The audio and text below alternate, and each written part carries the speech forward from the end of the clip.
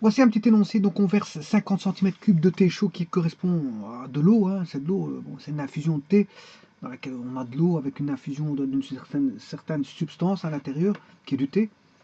Voilà, on fait un mélange. Au bout du compte, c'est bon, c'est une infusion d'eau. C'est une infusion de thé. Bon, c'est considéré comme de l'eau. Voilà, considéré comme de l'eau. Ouais. Donc il n'y a pas de chaleur massique ici du thé. C'est la chaleur massique de l'eau qu'on va prendre. On verse 50 cm3 de thé chaud à 65 degrés Celsius dans un gobelet d'aluminium, en aluminium. Donc voilà.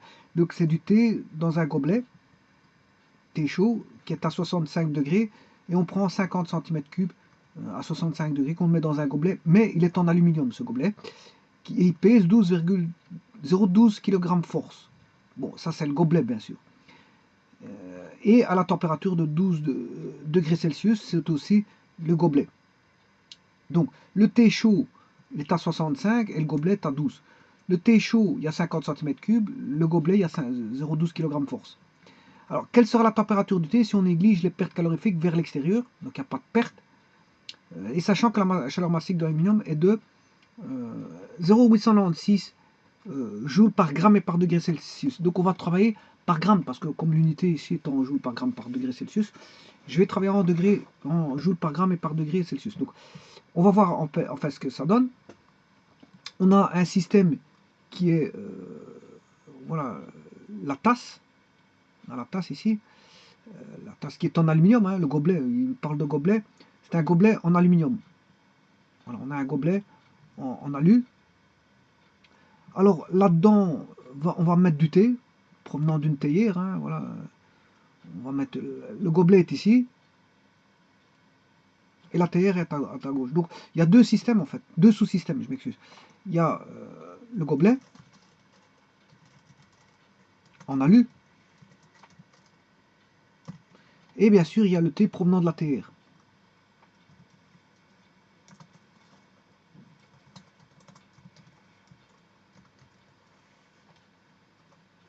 Voilà.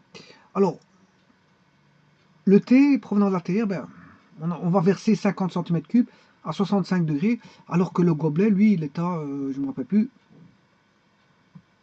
ouais, il pèse, on a, euh, voilà, il pèse 0,12 kg force, et il est à 12 degrés,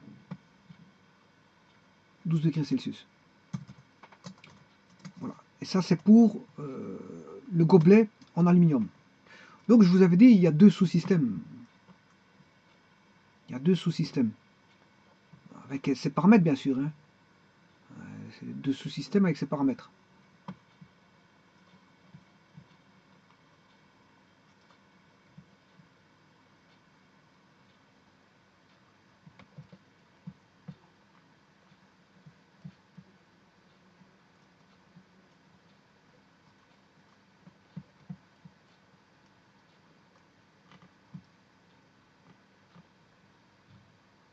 Voilà. Alors, les paramètres du gobelet, mais ils sont là. On donne le nombre de kilogrammes force et sa température.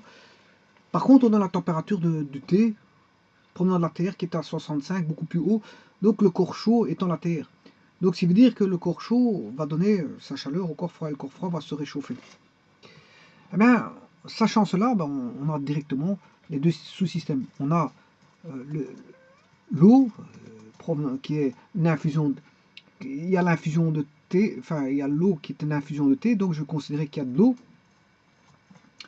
Alors l'eau, qu'est-ce qu'on sait? On sait qu'on a un volume égal à 50 cm3.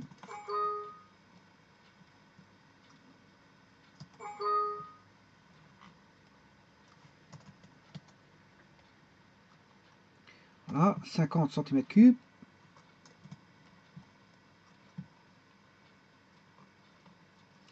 Alors, on a le volume, on a la masse volumique de l'eau qui doit être connue, bien sûr, bon, vous devez le connaître. C'est ce qu'on appelle le ρ, enfin, symbolisé par la lettre grecque ρ, ρ de l'eau, bien sûr. De toute façon, je parle de l'eau, ici je parle de rien d'autre, qui est égal à 1 kg par décimètre cube. On connaît aussi le C0 de l'eau. Je vais prendre ici le C0 de l'eau à 4,186.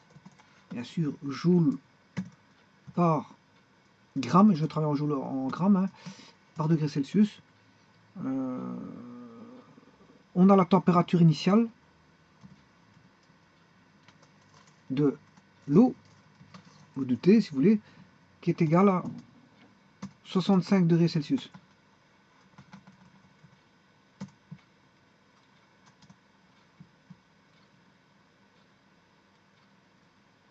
Voilà.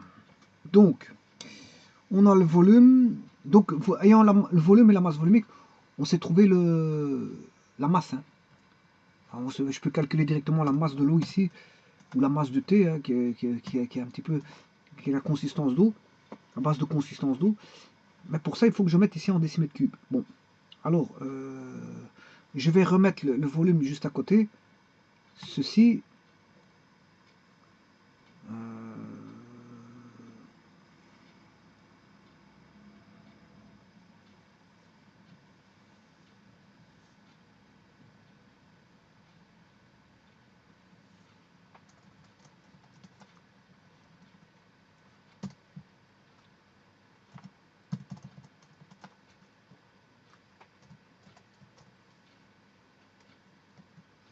Alors, avant de commencer de faire une bêtise, vous savez très bien je vais te faire pour éviter de faire une bêtise.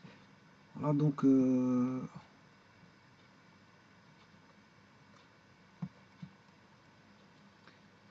on a la BAC, hein, on a les centimètres cubes, et bien sûr les décimètres cubes ici. Donc en fait, si vous avez 50, enfin si le pot fait 50 cm3, ce qui fait 0,05. Ça veut dire qu'on a fait 50 divisé par 1000. On a 0,05 décimètres cubes. 0,05 décimètres cubes. Donc, c'est ce que j'ai marqué ici. Je viens diviser par 1000. 0,05 décimètres cubes. Bon. Ce qui fait 0,05 litres. Un décimètre cube, c'est 1 litre. Hein. Voilà. Bon. Mais la masse, on peut la calculer, puisqu'en fait, c'est ρ fois V. La masse volumique fois le volume donne la masse. Donc la masse volumique, c'est 1 fois la masse volumique fois le volume en litres. Et on a la masse, c'est-à-dire en kilos. C'est-à-dire, bon, là je dois remettre la masse en grammes. Hein.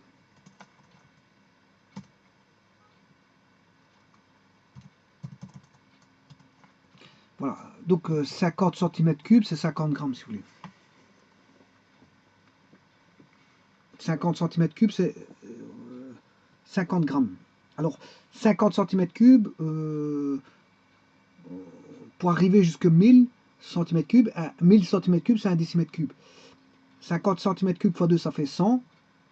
Et de 100 à 1000, ça fait x 10. Donc, il faut 20 fois 50 cm3 pour avoir un décimètre cube. Donc, il faut 20 fois 50 grammes pour avoir un kilogramme. On est d'accord. Donc, tout est bon. Donc, on a la masse, le C et la température de l'eau. Voilà.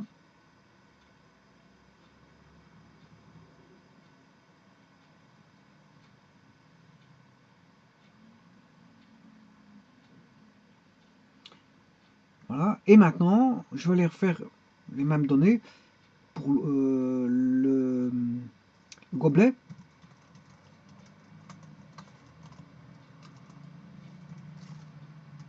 Gobelet en aluminium, qu'est-ce qu'on a? Est-ce qu'on a la masse d'aluminium? On a 0,12 kg force.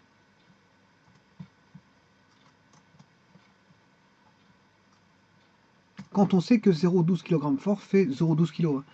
Là, c'est juste que c'est une masse représentée sous forme de force. Hein.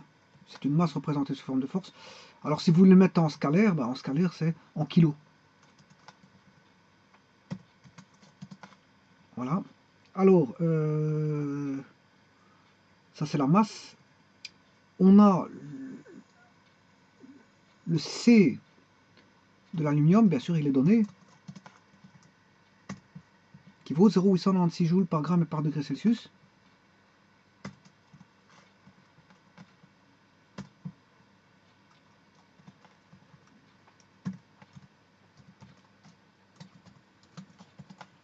Voilà. Alors maintenant, il nous reste le delta T, bien sûr. La température, en tout cas, la température initiale de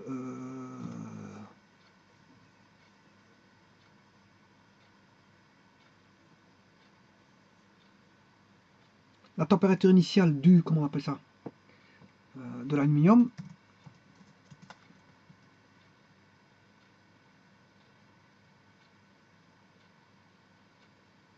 est égale à 12 degrés.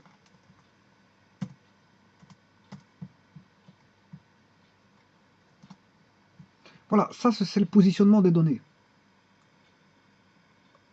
C'est le positionnement des données. Bon, je vais faire une petite halte ici, avant d'entamer la suite, qui est la mise en équation, bien sûr. Hein.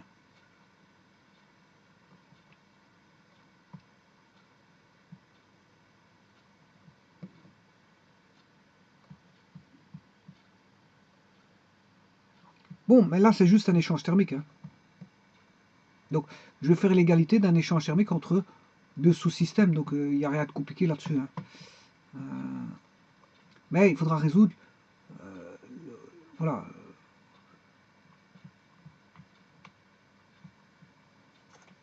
l'équation. Alors l'inconnu, vous savez ce que c'est la température du thé, mais en fait, quand ils disent température du thé, ben, la température du thé, elle est là. Mais ça c'est le thé chaud, c'est la température initiale. Vous comprendrez que c'est la température initiale. Voilà, les variations de température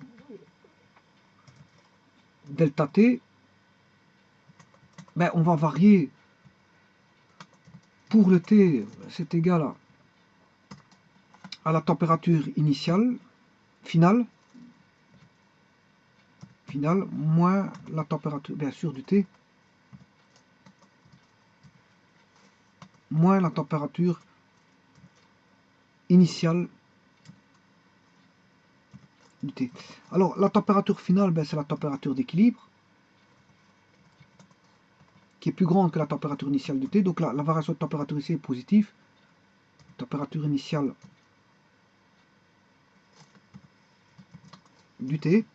Et donc, l'inconnu, qu'est-ce que c'est? C'est la température d'équilibre.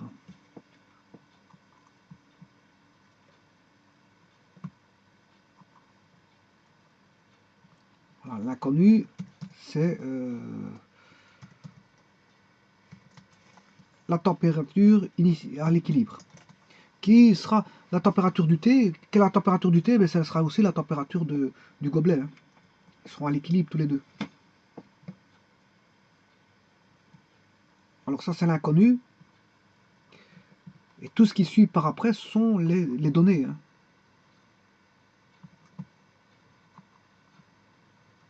Voilà, ce qui va suivre après, on n'a qu'une seule inconnue et on a les données qui suivent.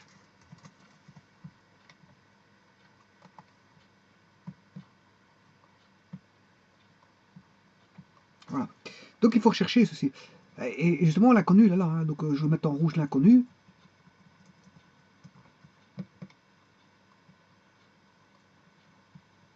Voilà, on recherche la température d'équilibre.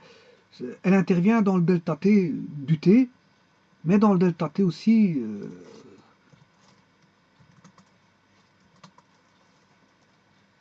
de l'aluminium.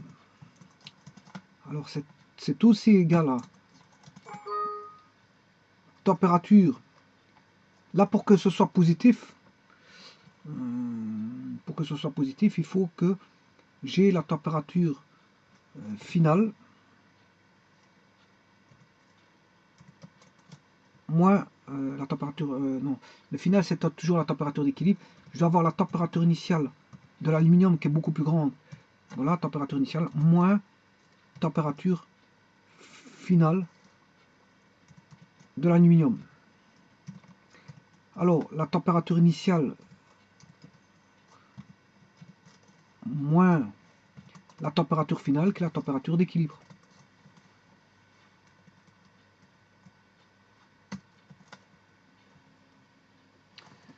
Ce qui veut dire qu'ici, on aura,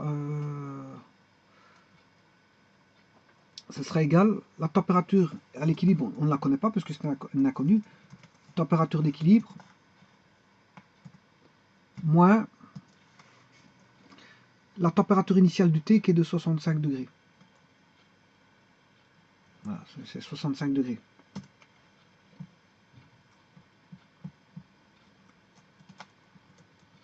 Et pour le second ici, ben, c'est la température initiale de l'aluminium qui est à...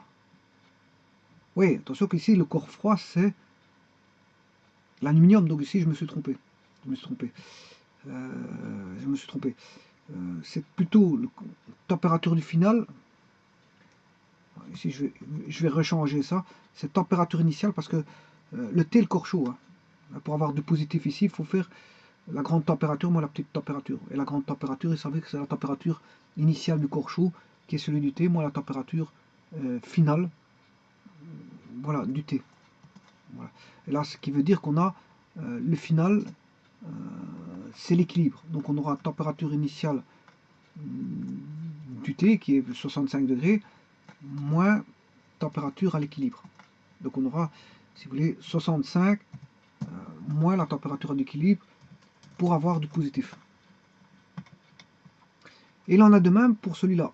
Cette température finale de l'aluminium pour avoir du positif. L'aluminium étant le corps froid,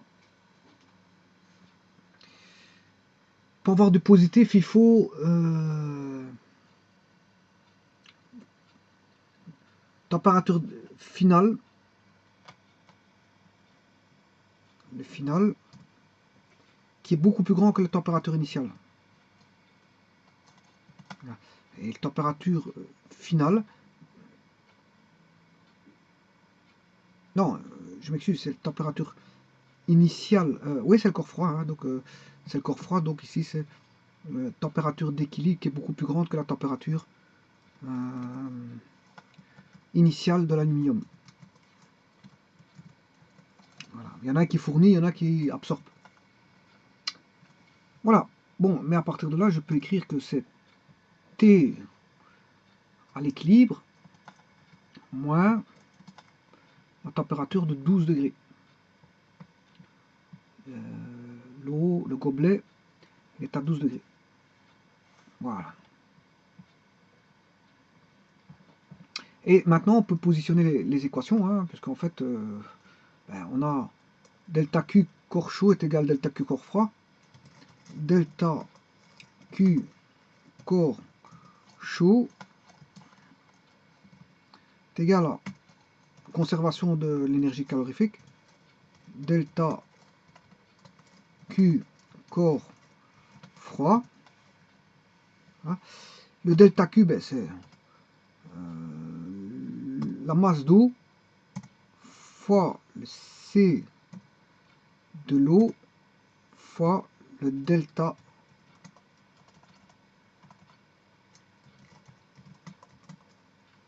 T, T, hein, bon, si je mets, bon, je l'appelais delta TT.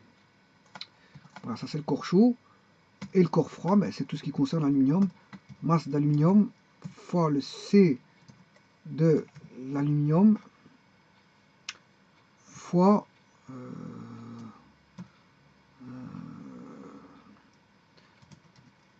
delta T aluminium. Voilà, et en faisant ceci, ben, la masse, on aura... Je vais déjà directement faire le calcul. Voilà, donc on aura M0 fois C0 d'abord, que je vais calculer de ce qu'on appelle la capacité thermique. Hein. La capacité thermique, c'est M0 fois C0. Donc je vais calculer ça.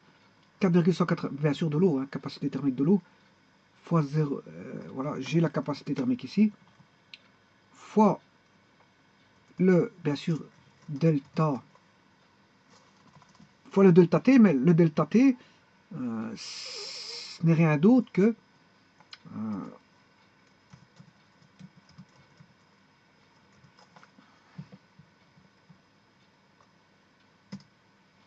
delta t du t n'est rien d'autre que 65 moins t à l'équilibre.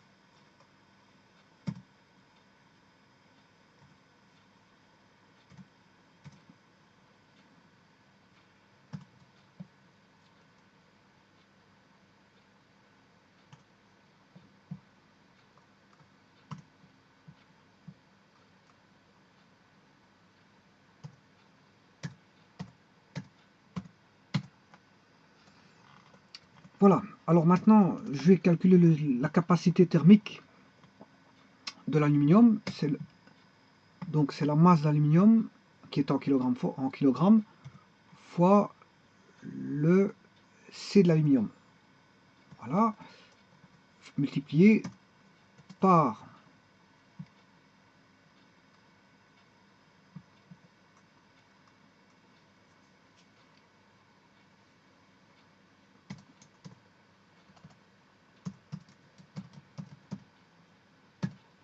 alors on va écrire ceci T,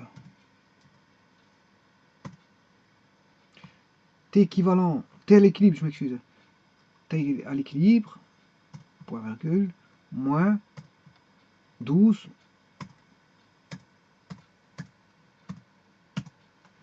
Voilà, il ne reste plus qu'à faire ce calcul, il ne reste plus qu'à commander. Donc ce qui veut dire que je vais faire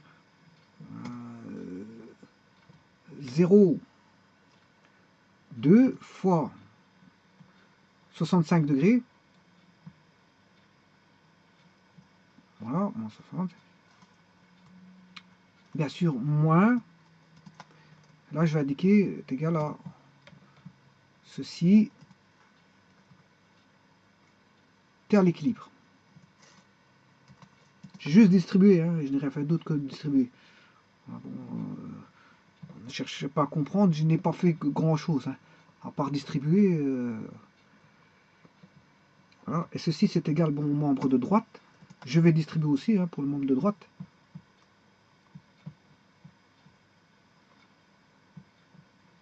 Alors distribuons.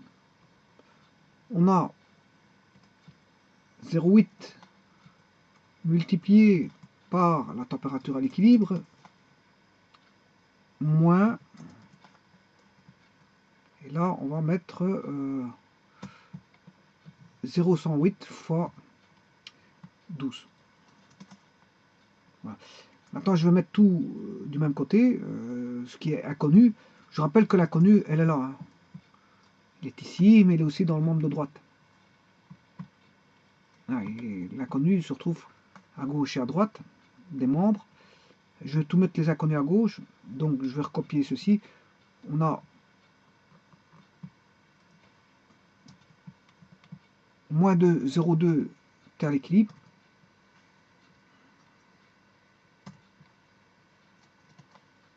Voilà.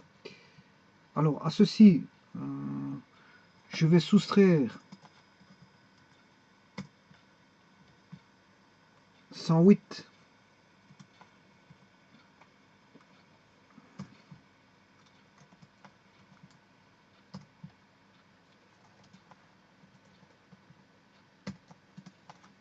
et je vais faire passer les nombres à droite. Donc, enfin, le 13 en tout cas, le 13 va là à droite, donc il va devenir négatif. Donc on va avoir moins 13. Cette valeur-là, mais elle va passer négative. On va prendre opposé. Et le moins 1,9, mais il reste là.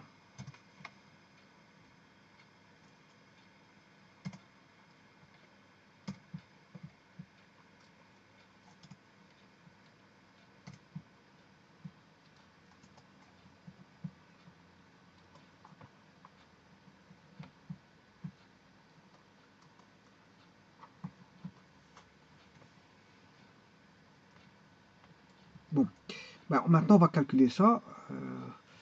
C'est égal à l'opposé, donc moins 209,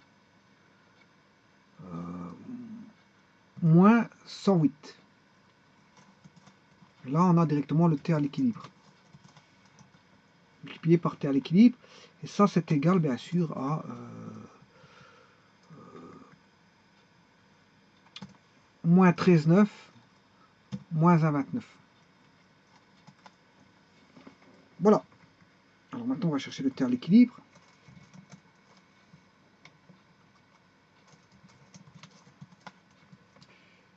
C'est égal à ceci, moins 14,89,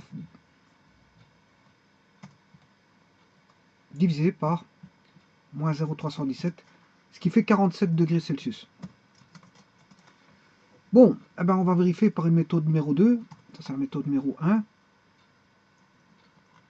Allez, les données, bon, c'est les données. La variation de température, je n'ai pas le choix. Par contre, ici, c'est la méthode numéro... Commence la méthode. La méthode numéro 1. Elle est ici, elle commence là. Et la méthode numéro 2, ben, je vais la faire maintenant. Voir si, bien sûr, tout est valable.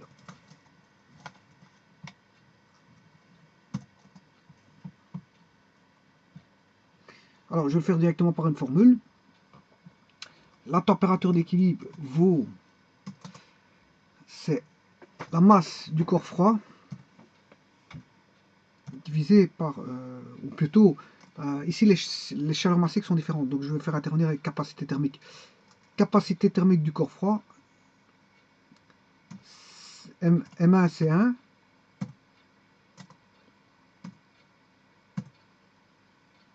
Bon, M1 fois C1, bien sûr, c'est M1 fois C1, où je vais marquer directement capacité thermique. Hein. Vous savez que c'est M1, C1.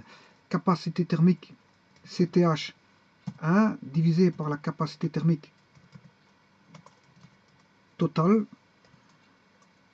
fois la température T1, plus la capacité thermique 2 du corps chaud. 2, c'est le corps chaud. Hein. Divisé par la capacité thermique totale fois T2. Voilà. Bon, alors voyons voir si j'ai les capacités. Les capacités thermiques, je les ai déjà. Hein, voilà. J'ai déjà calculé. Donc, je vais mettre ici T1. On va mettre ici la température. La multiplication elle sera là. Voilà, je vais mettre la température T1. Je vais additionner ici. Mettre la capacité, le rapport des capacités thermiques ici. Et mettre multiplié par T2. Voilà. Bon, je vais aller rechercher. Température T1, corps froid. Le corps froid, il est à 12. C'est l'aluminium. 12 degrés. Voilà, on va déjà mettre ça. Le corps chaud. Le corps chaud, il est à 65. Voilà. Et je vais aller chercher les capacités thermiques que j'ai déjà, hein, puisqu'en fait, elles sont là. C'est 13. 13 et 0,108. Alors, le T, c'est le corps chaud. 13 et 0,108. Donc, j'ai tout ici. Hein. Les capacités thermiques, je les ai. Donc, je vais faire...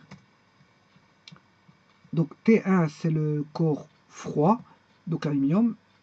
Donc, c'est 0, ceci divisé par celui-là.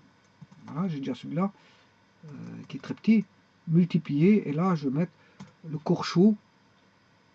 Ah non, je me suis trompé ici, je m'excuse. Je me suis trompé ici, c'est celui-là divisé par... Je sais pas si je suis... Voilà. Celui-là plus celui-là. Voilà. Voilà. Maintenant, pour le corps chaud,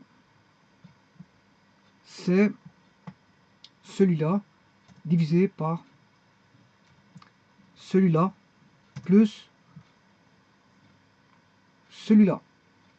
Voilà. Et maintenant, j'ai plus qu'à faire le calcul. Égal. Je vais multiplier celui-ci fois celui-là, 12, plus 0,992 fois 65. Et on trouve... ouais, bon, ici j'ai 64. Donc il y a une petite erreur quelque part. Il y a une petite erreur quelque part que je dois corriger. Bon, 0012. Le corps froid, Le corps froid est à 12 degrés. Oui, le corps froid est à 12. Le corps chaud est à 65. Oui. Bon, ça, c'est pas ça qui... Donc, il y a peut-être un problème de capacité thermique. Alors, la capacité, je calcule la capacité thermique de l'eau, enfin du thé plutôt, ben, c'est quand même de l'eau. Donc, on a... je vais travailler en grammes. Donc, c'est 50 fois 4,186. Bon, 209. Bon, ah, là, il y a un petit problème. Je n'ai déjà pas 209. Ouais, c'est peut-être ça déjà le problème. Hein. Qu'est-ce que j'ai fait?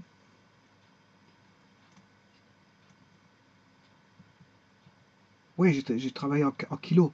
Ouais, le problème est là. Hein. Bon, je vais remultiplier.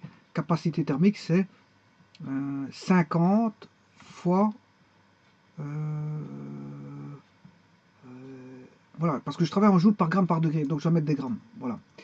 209. Ouais, j'espère que je n'ai pas fait la même erreur ici. Oui, la masse, elle est de 0. Oui, donc ici, il y a un petit problème. Hein. Donc, insertion, je vais introduire la masse en grammes. Je dois voir la masse en grammes. Donc, celui-ci, je dois multiplier par 1000. Voilà, 120 grammes. Alors, voyons. Là, j'ai 64,97 pour la première méthode. Et la seconde, elle est bonne. Hein. Bon, que vous prenez en grammes ou pas, ou en kilos, c'est des rapports. Euh, voilà, ce sont des rapports. Donc, que vous prenez en grammes ou pas, ça ne change rien du tout. Voilà. Par contre, ici, il y a quelque chose qui ne va pas. Ouais, c'est peut-être dans 64 972. 64 99. Voilà, bon, 64. En tout cas, on a 64,9. Hein. 64,9. 209. Les variations de température.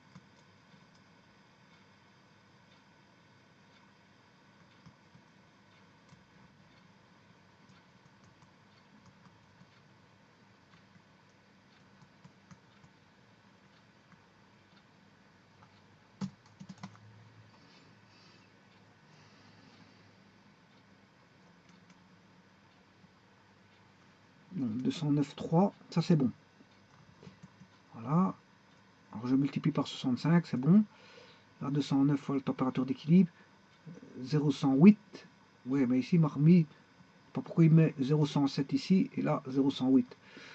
Bon, on va regarder si. Oui, c'est bon.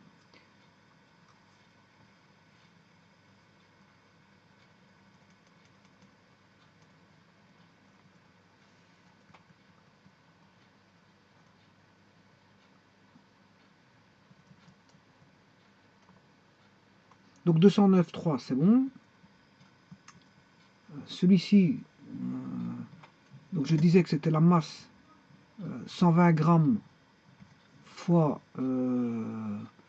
chaleur massique en joule par gramme et par degré Celsius. Ça fait 107. Là aussi, il y a une petite erreur.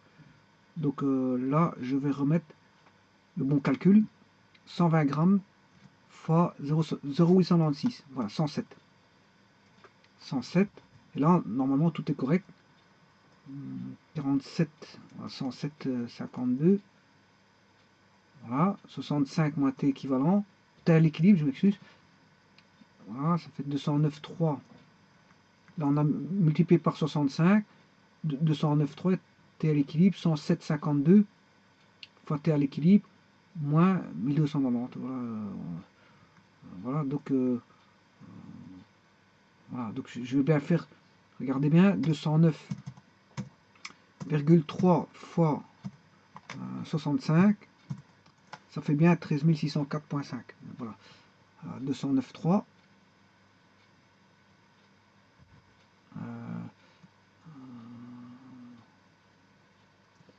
209,3 avec un moins devant. Voilà, moins 209,3 T à l'équilibre, moins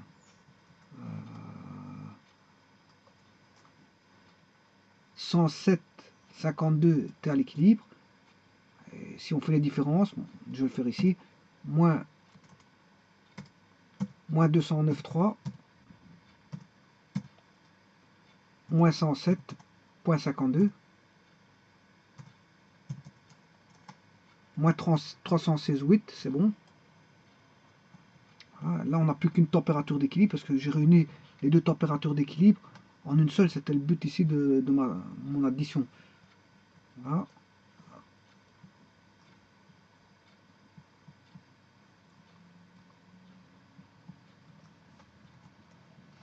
Pour les nombres, on a 13 604 qui passe dans le nombre de droite, moins 13 600. Oui, là, il m'a déjà mis moins 13 605. Donc, je vais faire ça. Voilà, moins 13 604,5. Je préfère ça. 13 604, moins 13 604,5. Alors, et maintenant, 1290.24, je ne sais pas pourquoi. Moins 1290.24, donc c'est juste. 24.24. Bon, bah, ce qui veut dire que tout est bon. Hein. Là, c'est 209, c'est moins 316,8, je viens de le calculer. Et maintenant, je vais faire le nombre là qui est négatif, moins ce nombre là qui est positif, moins 14 074, donc tout est bon. Et là, je fais le quotient de moins 14 000 divisé par moins 316,8, 47, voilà, 47 degrés. Bon, il obtient 47 degrés. 47 degrés, voilà. Alors là, on n'a pas 47 degrés. Ouais, normalement, 47 degrés, ça devrait être bon. Hein. Parce que, pourquoi?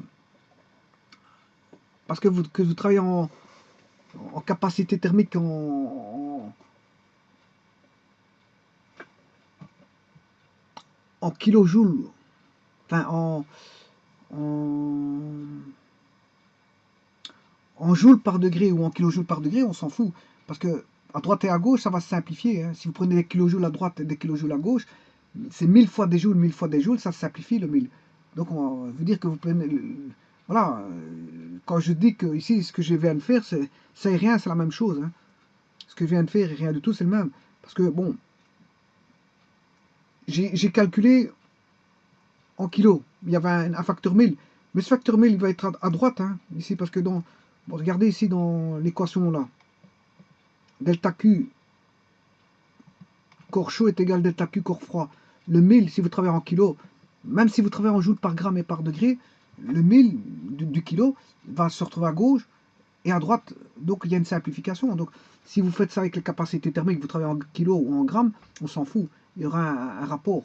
Par contre, ce qui ne va pas, c'est ici. Hein. Il y a quelque chose qui contredit ceci. Bon, alors maintenant, c'est de trouver qu'est-ce qui ne va pas.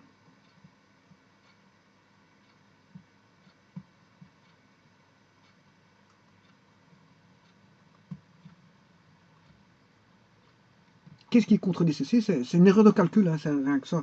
Il faut juste rechercher l'erreur où elle est. Alors, la capacité thermique du corps froid. La capacité thermique, qu'elle soit en kilo ou en kilojoules, en joules, on s'en fout, parce que c'est des rapports. Voilà. Donc, le corps froid, c'est l'aluminium. Sa capacité thermique vaut 107,52. Voilà. Donc, je vais aller remettre ça ici. C'est égal à 107,52 divisé par 209 plus 107. Ouais, j'ai oublié une parenthèse et il me le fait dire, ouais, d'accord. De toute façon, il l'a mis, il l'a corrigé. Ok.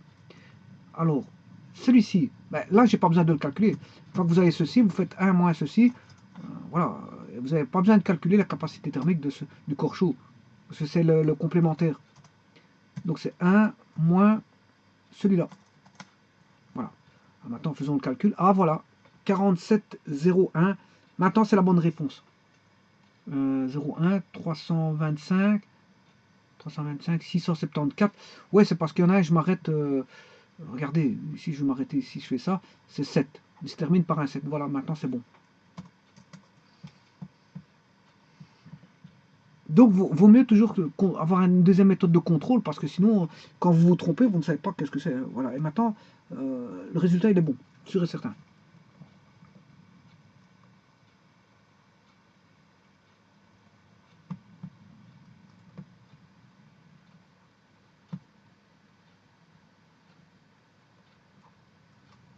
Donc, au travers de la méthode la plus facile, c'est celle-là. Bon, c'est celle-ci, hein. Vous faites ça, vous trouvez directement la température d'équilibre. Il ne faut pas commencer à chercher midi à 14 heures. Si vous voulez être rapide, c'est simple. Vous voulez être rapide, utilisez la méthode. Bon, on ne cherche pas toujours la rapidité, hein. Bon, parfois, on aime bien d'expliquer certaines choses pour bien comprendre les tenants et les aboutissants. Bon, je veux dire, voilà, de la réalisation du laboratoire. Mais maintenant, s'il s'avère que vous êtes face à un examen, bon, vous n'avez pas le temps. Un examen, on n'a pas le temps. D'autant plus qu'il y a des examens plus serrés que d'autres, qui vous donnent vraiment pas le temps de résoudre, de commencer à, voilà, à cogiter au fin fond des choses. Le problème de certains examens, c'est ça, c'est pas une question de difficulté, hein. Oui, parfois, ils mélangent difficulté, ils mélangent connaissance, difficulté et temps. Bon, alors là, on est pris en étau. On est pris en étau. Certains examens, bon, on ne sait pas revenir en arrière. Voilà, on ne sait pas revenir en arrière. Voilà. Donc, quand on est pris en étau, ben, vous ne pouvez pas revenir en arrière parce que le temps est là. Le temps est là. Ce qui veut dire que vous n'avez qu'une chose à faire, c'est d'avancer. D'avancer sur les exercices suivants. Euh, voilà, pour avoir des points. Parce que le but d'un examen, c'est de récolter des points. C'est pas, bon, c'est pas commencer d'espérer avoir un trophée ou quelque chose comme ça. On espère réussir son examen, c'est-à-dire ne plus revisiter le cours ou le réétudier ou le repasser il faut via un correcteur prouver que la matière a été acquise, même si la matière n'a pas forcément été acquise, parce que si la personne a 10 sur 20, pour moi la matière n'a pas été acquise, elle ne sera jamais acquise tant que le gars n'a pas quelques années d'expérience derrière lui. Voilà, c'est pas parce qu'on a étudié voilà, supposons que quelqu'un étudie la calorimétrie, il passe un examen, il a 12 sur 20 en calorimétrie. Ça ne me prouve pas qu'il est bon, il est bon en calorimétrie, hein. Parce que je peux lui poser une question sur la calorimétrie, il va bloquer, hein. Il va bloquer. Bon, donc ce qui veut dire qu'on ne peut pas tout maîtriser, ça c'est sûr, ça c'est de un. Et de deux, je veux dire, bon, c'est pas parce qu'il a eu 12 sur 20 que ça, il maîtrise tout. Voilà, c'est pas parce que quelqu'un a passé ses examens que ça y est, bon, il a réussi son examen, qu'il maîtrise ses examens. Il devrait repasser une seconde fois ses examens avec d'autres professeurs qui sont plus, je veux dire, coriaces. À ce moment-là, bon, l'examen, il raterait de. C'est comme un match de football, hein. Un match de football, bon, bon c'est vrai qu'il y a des équipes fortes, mais maintenant, vous faites un match, bon, l'équipe va gagner, vous faites un second match, l'équipe va gagner, vous faites un troisième match, l'équipe va gagner. Ou un match de boxe, hein, ça valable aussi pour un match de boxe, hein. Ou un match voilà, voilà, de n'importe quoi, de combat. Le gars va gagner une fois, deux fois, trois fois, quatre fois, cinq fois. Mais il va finir un moment où l'autre gars, il va prendre l'expérience, il va connaître tous les coups de l'adversaire. Il va se préparer en conséquence pour essayer de, justement, et il finira par l'avoir. S'il veut vraiment l'avoir, peut-être pas au premier coup, peut-être pas au deuxième, peut-être pas au troisième, peut-être pas au cinquième, mais au sixième coup, il va l'avoir. Donc, en finalité, le gars qui était soi-disant le plus fort, ben, en fait, il n'est pas plus fort parce qu'au sixième coup, il s'est fait avoir. Un examen, c'est pareil, c'est pas parce que vous avez réussi vos examens que ça y est, vous maîtrisez tout, hein. Un examen, on vous le fait repasser, bon, il y a de la chance que vous réussissiez, mais si vous tombez sur un examen coriace, il y a de fortes chances que vous ne. Ouais, ça va contredire le fait que vous ayez réussi et vous ayez un diplôme, hein. Voilà, 12 sur 20, ça ne signifie rien, ni 18 sur 20, ni 20 sur 20. Il y a des gens, ils ont des 20 sur 20, je pose un examen de calorimétrie, bon, le type, il a zéro, hein. Bon, voilà, enfin, voilà, je suis pas, je suis pas une personne qui fait des examens, voilà, qui établit des examens, voilà, loin de ça. Mais je ne cherche pas à avoir aussi à ce que les gens aient zéro, loin de là. Mais c'est pour vous dire que c'est pas parce que vous avez eu 10 ou 12 sur 20 que c'est vous êtes chef en la matière, loin de là. On est loin d'être chef en la matière. Il faut des années derrière soi, voilà, d'avoir vu beaucoup de choses et d'avoir fait beaucoup de choses pour vous se dire, bon, on commence à être un chef dans la matière. Et encore, on ne sera jamais un chef parce que la science, c'est immense. C'est quelque chose d'immense. Bon.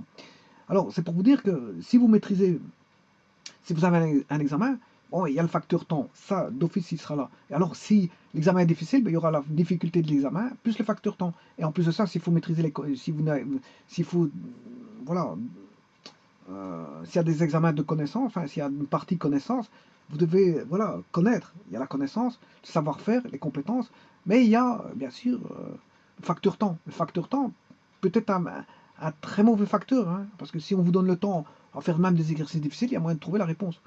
Voilà, et vous cherchez, bon, vous finirez par tomber, voilà, sur la solution.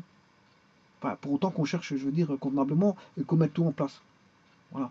Finirait. Mais maintenant, si on ne vous laisse pas le temps, si on ne vous laisse pas le temps de faire ça, là, à ce moment-là, vous êtes coincé, hein. Il y a le facteur temps qui intervient et le stress, comme le facteur temps est là, ben, il y a le stress. Et le stress va jouer énormément. Ce qui fait qu'on se retrouve avec beaucoup de professeurs dans les écoles, se retrouvent avec des examens, des copies d'examen, où quand ils ont la copie devant eux, ben, ils se mettent à rigoler. Pourquoi ils se mettent à rigoler? Parce que tout simplement, le gars n'a pas eu le temps. Il a préféré mettre un petit peu du n'importe quoi histoire d'avoir quelques points pour cette dernière question, que de commencer à développer parce qu'il n'a pas eu le temps. Il n'a pas eu le temps de développer, donc il a tapé n'importe quoi. Ce qui fait que quand le correcteur reçoit la feuille de papier, ben, il se met à rigoler, à rire, à voir certaines voilà, bêtises. Mais c'est pas des bêtises, c'est parce qu'on le temps il n'en a pas eu assez, donc il fallait qu'au dernier moment, il allait peut-être grappiller un ou deux points par une dernière cartouche. Voilà. En fait, quelque part, c'est ça, c'est exactement ça, c'est les dernières cartouches. Il use de ces dernières cartouches en fonction de son temps. Il reste très peu de temps, il reste 5 minutes, mais il use les dernières cartouches. En usant les dernières cartouches, il pense avoir un ou deux points qui pourraient le sauver d'un 9,5 ou voilà, sur 20. Donc c'est pour ça que je vous disais qu'un examen, il y a le facteur temps. Le facteur temps, il faut savoir le gérer. Mais il n'est pas forcément. Il faut savoir le gérer, c'est trop facile à dire, parce qu'il y a des examens, le temps est vraiment un obstacle, hein. Gérer un examen, c'est un mot, voilà, facile à dire. Ouais, tout le monde gérer un examen, c'est facile à dire. Mais quand le temps il est là et que je veux dire, vous n'avez pas suffisamment de temps, d'autant plus qu'il y a des gens qui travaillent plus vite, des gens qui travaillent moins vite, des gens qui écrivent plus lentement, des gens qui écrivent plus rapidement, des gens qui calculent beaucoup plus vite, il y a des gens qui calculent beaucoup moins vite. Voilà, il y a ce facteur-là. Il y a ce facteur-là à prendre en compte. Donc quelqu'un qui est face à un examen où il doit répondre rapidement, mais il a intérêt à préparer son examen convenablement, parce qu'en fait, il n'aura pas beaucoup de chance euh, par rapport à son temps. Voilà, ça veut dire qu'il doit répondre du tac au tac. Ne pas avoir beaucoup de temps à un examen, si le professeur n'a pas mis beaucoup de temps, c'est qu'il doit répondre au tac au tac. Bon, maintenant, il y a des professeurs qui exagèrent, je l'ai toujours dit, hein. Bon, ils sont toujours en dehors voilà, de la norme, mais c'est pour vous dire que le facteur temps, c'est fondamental. C'est fondamental. Alors maintenant, pourquoi je parle de ça? Parce que si vous êtes dans un examen où le facteur temps est extrêmement important, c'est-à-dire que vous êtes coincé par rapport à des difficultés et en même temps un temps à gérer, et encore je dirais même pas un temps à gérer, parce que parfois on vous laisse même pas le temps de gérer l'examen, tellement que je vous dis, il est coincé. C'est ça que je vous explique. On peut avoir un temps de coincement comme ça, un obstacle de temps, bon, qui n'est même pas. On peut même pas parler de gestion de temps, parce qu'en fait, le temps, il est restreint. Il est restreint. Chaque minute de chaque question va être comptabilisée, devra être pris en considération. Si vous avez dépassé le temps par minute de chaque question, ben là, vous êtes foutu. Là, vous êtes foutu. Parce que vous allez commencer à prendre un retard sur les autres questions. Voilà. À moins que vous fassiez ce que je suis en train de vous dire. C'est-à-dire que vous avez des tours de passe-passe. Alors à ce moment-là, si vous avez deux méthodes, voilà, ici moi j'en ai une méthode, ben, elle est plus longue. Si vous faites ça à l'examen, ben, ça va vous prendre du temps parce que vous devez écrire tout ça, hein. Le problème il est là. Tout ça, ceci, si vous devez écrire, bon, et inscrire, ça prend du temps. Et vous voyez que je me suis trompé. Alors, je me suis trompé, j'ai vite trouvé ma réponse. Pourquoi? Parce qu'en fait, je ne suis pas en condition de stress. Bon, ça c'est de 1. Je ne suis pas en condition de stress. Voilà, quand je me trompe, je peux, en ma guise, corriger. Mais un examen, c'est pas comme ça. Vous avez le temps, c'est dépasser le temps par question. Là, vous êtes déjà mal barré. On va dire ça comme ça.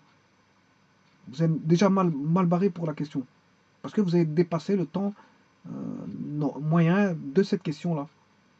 Mais vous ne pouvez pas passer à autre chose, parce que le but du jeu, c'est d'avoir bon à cette question-là. Si vous passez à autre chose, vous allez avoir mauvais à celui-là. Et certains professeurs, quand ils vont mettre 0 directement, hein, parce qu'il y en a qui ne cherchent pas à comprendre, hein. Il y a des professeurs qui ne cherchent pas à comprendre, ils vous mettent 0. Parce que vous n'avez pas la bonne réponse. Alors que le développement, il est bon. Moi, j'ai toujours dit, si vous avez bon développement, vous avez des points. Voilà. Donc, ce qui veut dire que là, si vous voyez que cette écriture-là prend du temps, et en plus de ça, on risque de faire une erreur, hein. D'ailleurs, j'en ai fait une d'erreur, hein. Voilà.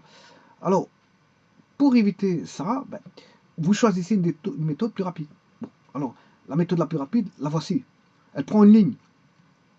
Voilà, il y a juste à calculer les capacités thermiques, le rapport des capacités thermiques, ben, capacité de corps froid sur la capacité totale, thermique totale, fois la température T1, plus la capacité thermique du corps chaud, divisé par la capacité thermique totale, fois la température du corps chaud. Faites ça, vous en avez pour 2 secondes. Hein. Il n'y a rien à résoudre, il n'y a rien à mettre en œuvre, il n'y a rien à faire attention. Voilà. Et encore, même ici, je vous dirais même, j'ai fait une erreur tout à l'heure. Ici, que vous prenez en la capacité thermique en joules par gramme ou en kilojoules par gramme, on s'en fout. C'est un rapport.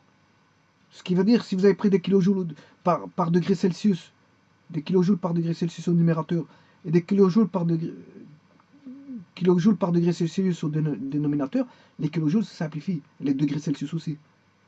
Maintenant, si vous faites des joules par degré Celsius divisé par des joules par degré Celsius, le rapport, voilà, vous allez avoir un rapport qui est aussi équivalent. Le même. Voilà.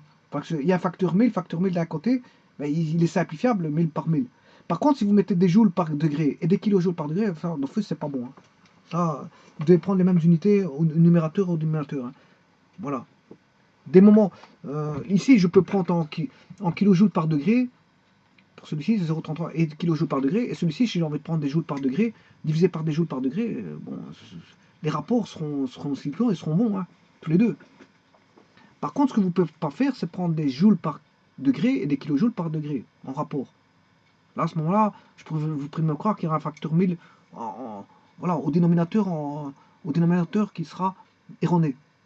Maintenant, si vous faites des kilojoules au numérateur par degré Celsius divisé par des joules par degré Celsius, là, vous aurez un facteur 1000 mais au numérateur.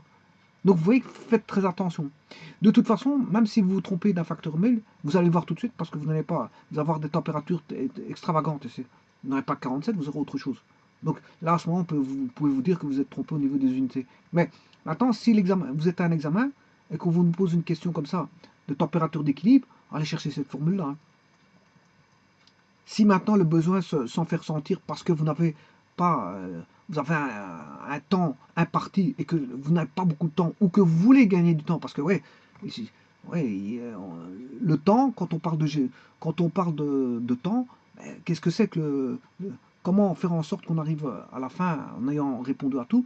Mais c'est d'avoir trouvé des astuces à droite à gauche. Hein. Si vous travaillez déjà ça en est une, et là vous avez gagné le temps. Si le temps était par exemple de 6 minutes pour la question là, vous voyez que si j'ai commencé à écrire tout ça, ben, j'en ai pour mes 6 minutes. Hein. Voilà, si j'écris par la méthode 1, j'en ai pour mes 6 minutes. Et en plus, il faut que je me vérifie. Hein, parce qu'il ne suffit pas de donner des réponses qui sont mauvaises. Donc vous devez vous vérifier. C'est-à-dire que vous refaire le calcul, je veux dire, voilà. Et ça prend encore des minutes supplémentaires. Et donc pour éviter, si vous êtes dans un examen, ne faites pas ça. Ne faites pas la méthode 1.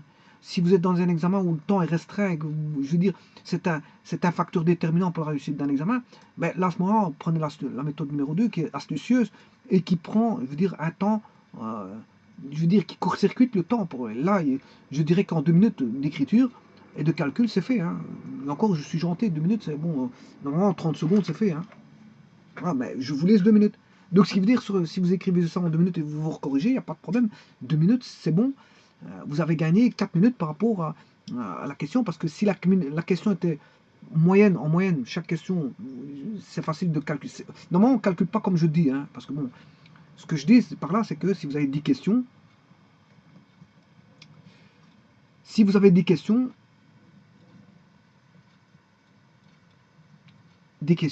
voilà, vous avez 50 minutes. 50 minutes. Ce qui veut dire que 50 minutes, on pourrait calculer ça de cette manière-là. En moyenne, ça fera 50 minutes pour 10 questions, ce qui veut dire qu'on a 5 minutes par question. Voilà. Mais ça, on va dire c'est théorique ce que je dis là. C'est théorique. 5 minutes par question. Donc ce qui veut dire que dans mon cas de figure ici, si vous faites 2 minutes, ben vous en avez gagné 3. 3 et vous pouvez passer à la question suivante. Voilà, vous en avez gagné 3. Mais ça ne va pas tout à fait comme ça, parce que quand on dit 5 minutes, le niveau de difficulté d'une question à l'autre n'est pas la même. Voilà, certaines questions sont déjà plus longues à lire, ça prend du temps. Ça prend du temps. D'autres questions demandent plus de réflexion. J'ai dit la réflexion, j'ai même pas dit le développement. Elles demandent plus de réflexion, donc c'est encore du temps supplémentaire. Donc la lecture et la réflexion, c'est un temps fou. C'est déjà un temps fou de prix. Maintenant, s'il y a du développement dans cette question-là, je vous prie de me croire que là, le temps est déjà dépassé. Hein. Vos 5 minutes sont déjà dépassées. Voilà, les 5 minutes sont déjà dépassées. Donc, une question n'est pas l'autre. Donc, calculer 5 minutes pour chaque question, c'est pas vrai. Il y a des questions qui sont plus difficiles, plus longues à lire, plus longues à écrire, plus longues à développer, plus longues à réfléchir. Et donc, à ce moment-là, le facteur temps, voilà. Et ça, c'est là que je dis que certains professeurs abusent. Ils abusent parce qu'en fait, oui, poser des questions, 10 questions, ça va. Oui, on a 50 minutes pour 10 questions. Ce qui fait, pour le professeur, comment il calcule son coût, mais 50 minutes pour 10 questions. Mais ça va pas comme ça. Parce que si ce serait 5 minutes, 5 minutes par question, si c'était des questions équivalentes. C'est-à-dire ayant le même voilà, développement en écriture au niveau de la lecture, le même développement au niveau de développement calcul, la même réflexion pour chacune et c'est pas le cas parce qu'une question n'est pas l'autre. Hein. On réfléchit pas de la même manière pour une question que pour une autre. Donc on va plus prendre de temps à réfléchir pour une question que pour une autre. Donc vous voyez que on a la lecture, ça prend un temps. Je prends un temps T1 pour la lecture. Bon, la mise en place des données. La mise en place des données, ça prend un temps. Hein. C'est ce qui est fondamental ici dans un exercice, c'est la mise en place des données. Une fois que vous avez mis la mise en place, voilà, vous pouvez avoir un petit dessin. Ouais, c'est-à-dire la mise en place des données, c'est-à-dire inconnu et les données, placement des données. Vous voyez, par exemple ici, ben, les données ils prennent quand même. Vous voyez qu'ici, j'ai pas commencé directement mon équation. J'aurais pu, mais voilà, moi il faut que j'organise mes données. C'est une organisation des données parce que bon, aller commencer à retirer d'ici, à ce moment-là, bon, on peut se tromper facilement. Hein. Il faut chaque fois relire l'énoncé pour voir où les. Par contre, si vous positionnez vos données comme ceci, et ça prend un temps. Ça prend un temps. Donc les professeurs, ils devraient savoir ça. Hein. Voilà. Il suffit pas de donner des questions, je veux dire, et de se dire que c'est 5 minutes par question. Là, l'examen, il est biaisé. C'est normal que tout le monde, la plupart des élèves risquent de rater son examen. Parce que l'examen, à la base, il est pas réglo. Il est hors norme. Il n'est pas normalisé. C'est un examen qui est fait justement dans le sens de poser problème au niveau de la réussite de l'étudiant. Là, je crois qu'on se fout un petit peu de sa poire. Voilà, on se fout de sa poire un petit peu. Dire que c'est 50 minutes, il y a 10 questions, 5 minutes par question, ça ne va pas comme ça. Ça ne va pas comme ça, je vous explique pourquoi. Parce qu'il y a la lecture, il y a la mise en place des données, il y a un dessin s'il faut, il y a l'écriture des équations, il y a la résolution des équations, donc il y a les écritures des équations, il y a la résolution des équations, il y a probablement peut-être une petite erreur qui s'est logée, parce que si vous faites tout du premier coup, je vous dis chapeau, hein, vous êtes le meilleur. Voilà, je vous dis, quelqu'un qui fait un exercice, je veux dire, sans se tromper, je lui dis chapeau. Je tire mon chapeau. C'est-à-dire qu'il n'a mélangé aucune unité, il a mis tout dans les. Voilà, il a fait tout. Je dirais même pas dans les règles de l'art, parce que c'est même pas dans les règles de l'art. Il a fait tout correctement. Les règles de l'art, c'est pas parce qu'on fait tout dans les règles de l'art que je veux dire, on peut pas y loger, je veux dire, une erreur d'observation, une erreur d'écriture. Voilà, pourtant on a fait tout dans les règles de l'art, mais avec euh, une erreur d'écriture, d'observation, une erreur de transposition, une erreur voilà, de transposition d'écriture. On a pris quelque chose au-dessus à la place d'en dessous, dans un tableau. Voilà, on en fait, je sais pas, mais on peut avoir 10 000 cas d'erreurs. Les erreurs, on peut les étudier. Hein. On a 50 000 cas d'erreurs. Hein. On a mal vu, on a mal écrit, on a une écriture qu'on a pensé que c'était un 5, c'était un 8. Voilà, on a regardé dans un tableau, on a regardé en bas alors que c'était au-dessus. Que c'était juste une ligne en dessous, ou à gauche, il y a des gens qui louchent, ben, ils regardent, ils voient à droite, bon, ils ont vu à gauche, ben voilà, ça peut arriver. Hein. des gens qui pensaient avoir une valeur en tête, alors que c'était pas la bonne valeur, ils pensaient que c'était cette valeur-là, ben, dans la tête, ils l'ont gardé en tête, et ils ont toujours cru que c'était cette valeur-là. En fait, non, quand on va regarder l'énoncé, ben, c'est pas celui-là. Donc, en fait, il y a la résolution, et je dis qu'il y a peut-être une erreur qui s'est logée, et peut-être un recalcul, pour une vérification, une éventuelle vérification. Alors, si vous additionnez tous ces temps-là, toutes ces sommes de temps-là, ben, je veux dire, ben, ça dépasse les 5 minutes, comme les professeurs disent. Hein. Bon. Et un exercice n'est pas l'autre. Si l'exercice, bon, il est difficile dans le sens, il va prendre du temps, il va prendre du temps de lecture, temps de réflexion, temps de développement, temps de la mise en équation, temps de calcul, temps de vérification. Normalement, on doit inscrire dans le temps de réalisation un temps de vérification, hein, parce que bon, c'est pas normal de penser qu'un étudiant ou un élève va mettre directement tout correctement. Ça, c'est de l'utopie, ça. Hein. Donc si c'est de l'utopie, c'est vraiment de se foutre de l'étudiant. C'est de se dire, bon, de le prendre pour un professeur, un grand professeur qui ne se trompera jamais, et de se dire qu'il va faire tous les exercices sans jamais se tromper, en faisant tous sans faire des vérifications, en faisant tous les calculs, voilà, lecture, mise en place des données, équations, résolution d'équations, en un temps de mouvement, en ayant tout calculé à la va-vite, sans vérification, et il a la bonne réponse. Il faut arrêter. Je crois qu'à un moment donné, il faut arrêter. Il faut rester, je veux dire, les pieds sur terre. Bon, ça c'est outrepasser, je veux dire, comment on appelle ça, c'est outrepasser un petit peu, je veux dire, ce sont des examens hors normes, qui ne sont pas normaux. Quelque chose qui est hors norme, c'est pas normal.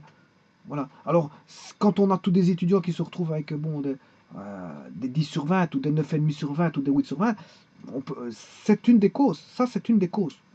C'est-à-dire que le professeur doit revoir sa copie au niveau des examens. Voilà, il doit revoir sa copie au niveau des examens. C'est-à-dire que bon, c'est pas un examen, on va dire réglo. C'est pas un examen réglo. Autant l'élève doit passer un examen réglo, autant le professeur doit préparer des examens réglo qui font en sorte que le temps disponible soit un temps, on va dire, où les étudiants peuvent arriver à ce temps et pas mettre une utopie d'un temps qu'aucun étudiant n'arrivera, je veux dire, à finaliser son examen correctement pour toutes les questions. Hein. Ou alors on cherche à ce qu'il ne finalise pas ses examens pour toutes les questions, pour qu'il n'ait pas 20 sur 20 ou je ne sais pas quoi. Voilà, donc ça, à ce moment-là, je dirais, il faut faire très attention. Très attention à ça. Bah, je dis ça pourquoi? Parce que j'ai connu ça, moi, quand j'étais étudiant. Mais je veux dire, j'ai connu ça. J'ai connu des professeurs qui tapaient des tartines, mais qui n'avaient même pas été préparés au cours. Et ces tartines-là, bon, c'était irrésolvable. Hein. Bon, alors tout le monde laissait tomber cette question-là. Déjà, quand ils voyaient la longueur, et tout le monde laissait tomber. Bah là, on se retrouvait avec bon, des taux d'échec énormes. Hein. C'est normal. C'est normal parce que le professeur n'a pas été réglo. Quand on prend du recul et qu'on reprend l'exercice et qu'on le refait, l'exercice de cette époque, où le professeur avait, ben, on voit que le professeur a un petit peu voilà, exagéré. Voilà, exagéré. D'autant plus que, bon, la plus lourde question faisait 20 points.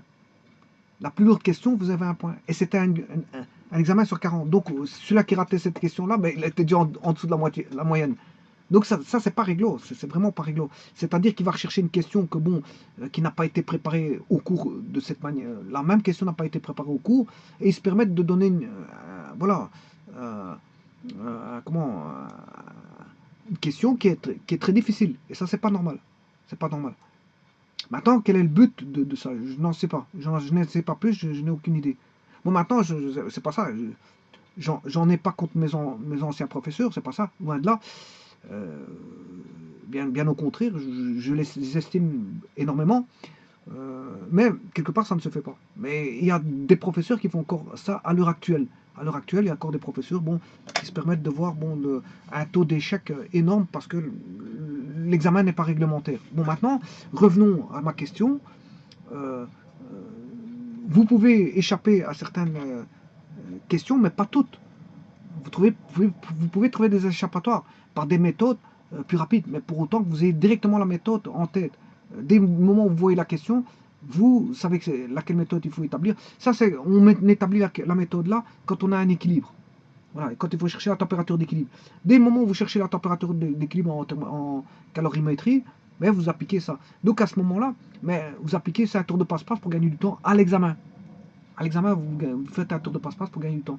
Maintenant, je vous redis, et je terminerai avec ça pour cette question, voilà, pour cet énoncé.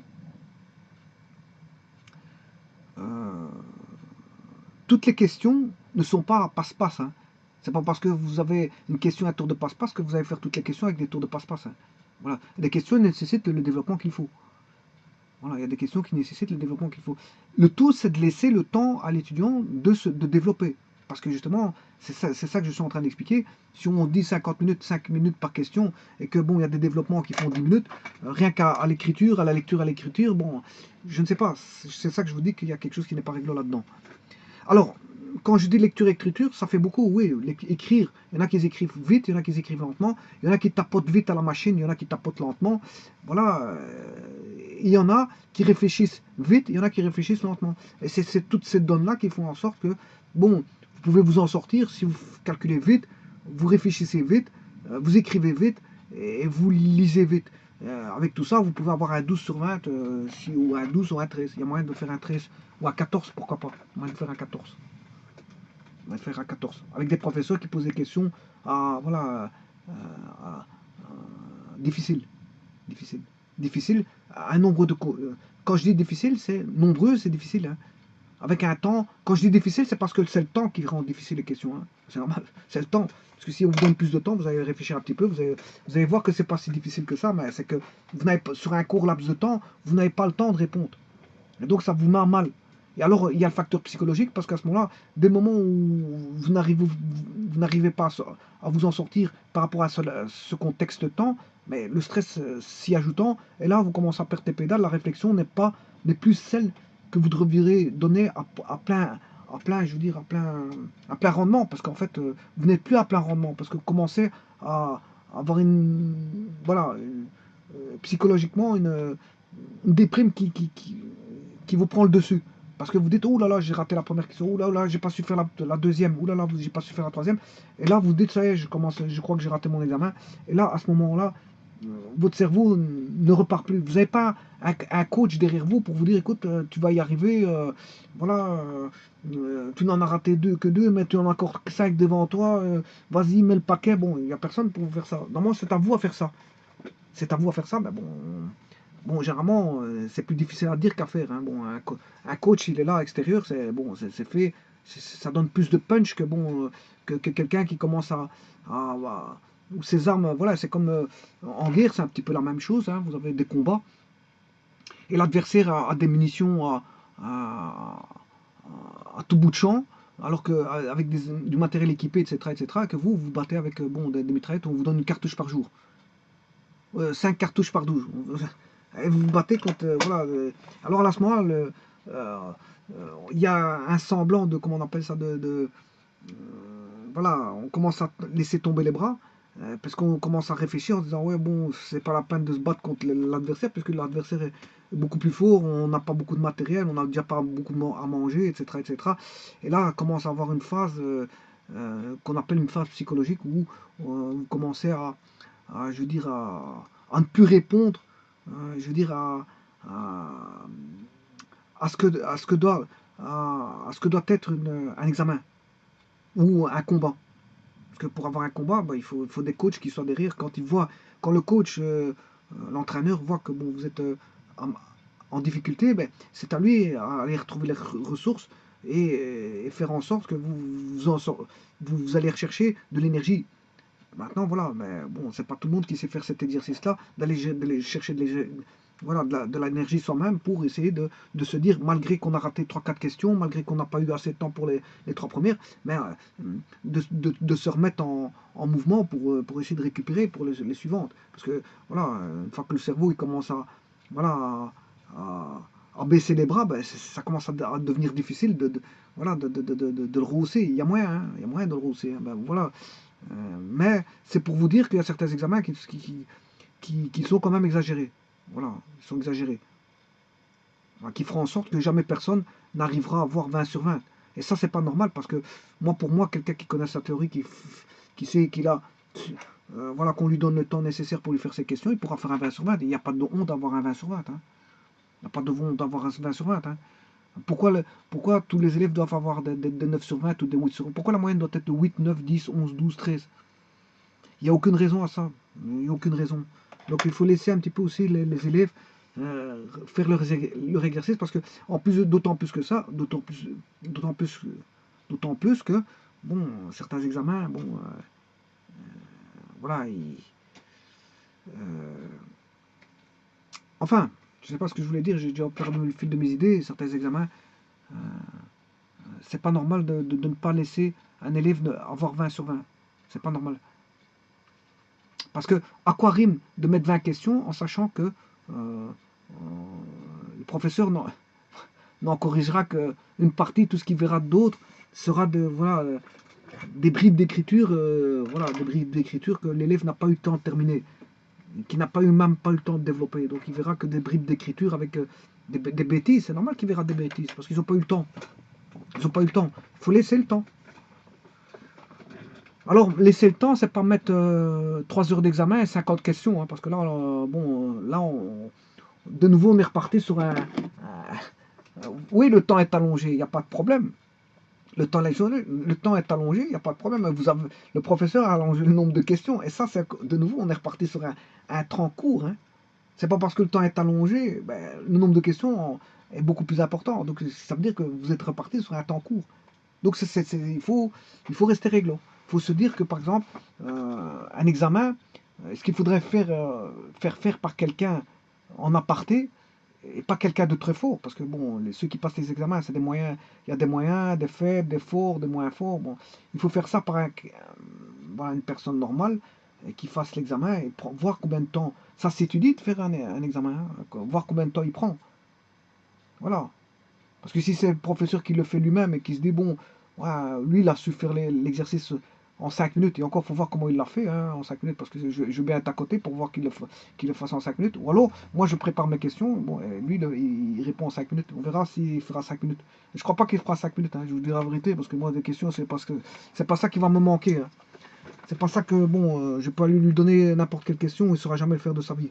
Voilà, euh, donc c'est pour ça qu'il faut rester réglo. Autant il faut ne pas humilier, ne pas dominer, être sincère vis-à-vis des étudiants. Et un examen de 20 sur 20 est possible.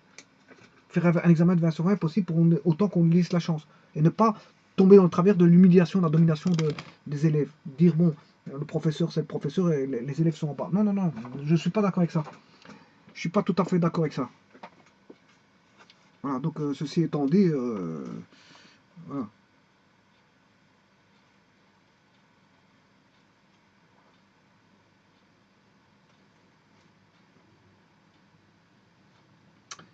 Voilà, ceci étant dit, ben, je terminerai avec cette question-là. Si vous passez un examen et que vous faites de la calorimétrie, que vous cherchez des températures d'équilibre, pensez à cette question-là, s'il vous plaît. Vous ne le regretterez pas et vous penserez, je veux dire, à moi le jour de l'examen. Voilà. Donc, utilisez la méthode 2, qui est la plus simple. Ça, alors je vais vous dire, je vais résumer. La méthode 2 s'utilise uniquement quand on a une recherche de température d'équilibre. Voilà, entre un échange thermique entre deux corps, un corps froid et un corps chaud. Voilà. Et pensez à moi, vous allez voir que ça ira comme sur des roulettes. Pour cette question, une question pareille. Voilà. Je vous remercie beaucoup.